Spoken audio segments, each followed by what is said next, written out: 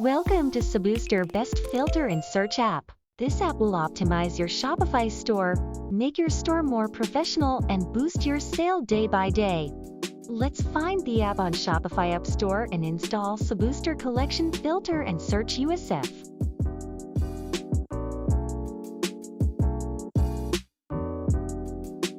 From your Shopify admin, go to Online Store, choose Themes. For the theme that you want to duplicate, click Actions, Duplicate. Then you can click on Actions and rename the theme. This gives you a chance to test how the widget works without affecting your live store. You can immediately access the ultimate search and filter admin dashboards.